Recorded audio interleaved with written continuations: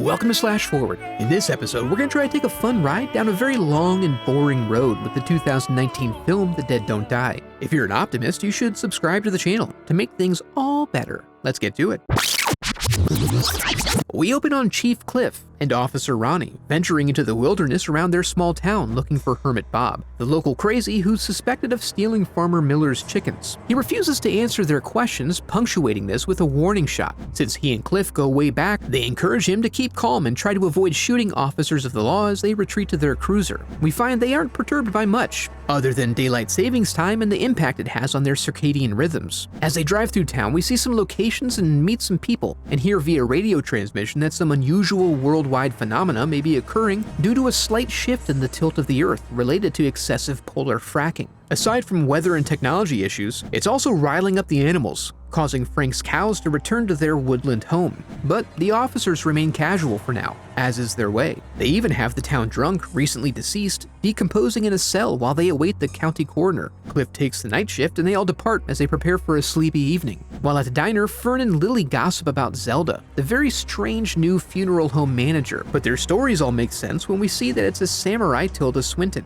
The evening also brings us our first reanimated corpses, revealed in a classic fashion. This of course creates a confusing situation at the diner as these last-minute guests ask Fran very intimately about the specials, and then abscond with the coffee. Cliff arrives the next morning to Hank's reports of missing coffee, leaving him unprepared for the bloodbath inside. Ronnie and Mindy arrive, in turn, and take a peek at the women's insides, surmising this to be the work of one or more wild and now caffeinated animals. But Ronnie also adds the very real possibility of zombie attack. Then several Utes come rolling in, just bored and boring enough to fit right in this town. They head first to the motel to stay for the day, as they apparently only travel at night. Zoe interacts briefly with the officers and is warned to stay inside after sundown. As they continue the investigation, they find strange evidence of an undead presence, so they decide to accept the standard tropes and proceed to warn any townsfolk they happen upon. The effort is well spent as Bobby tries to impart his popular wisdom about the zombie threat to Hank. This proves fortuitous as that evening the disturbances continue, but big time,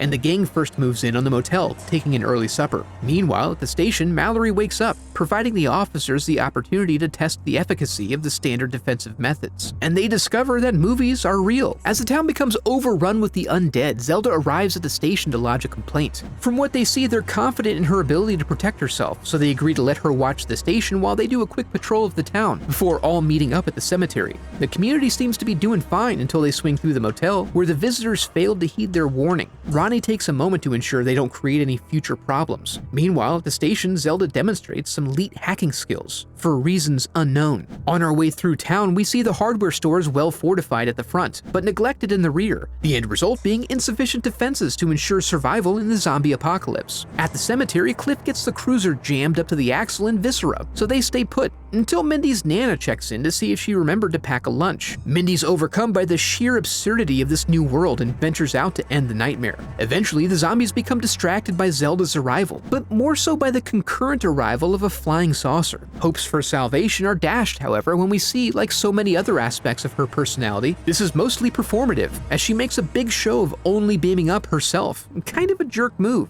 We then learn that it's been decided that the events set to transpire will not end well. Regardless, they have no choice but to make a go of it and give it their best shot. So they venture out, Cliff with his shotgun and Ronnie with his machete, and they cut down as many former citizens and friends as they can, easily mowing them down in a manner that would make it appear they're capable of continuing on in this way forever, if only they had unlimited ammo and weren't eventually surrounded on all sides. As the final events are narrated by Bob the Observer, we discover it does indeed end not goodly.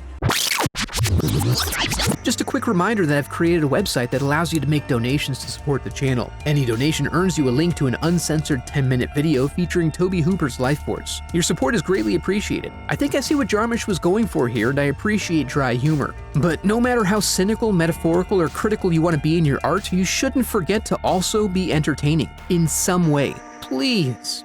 If you enjoyed the video, I'd love for you to become a part of the channel by subscribing. Thanks for watching.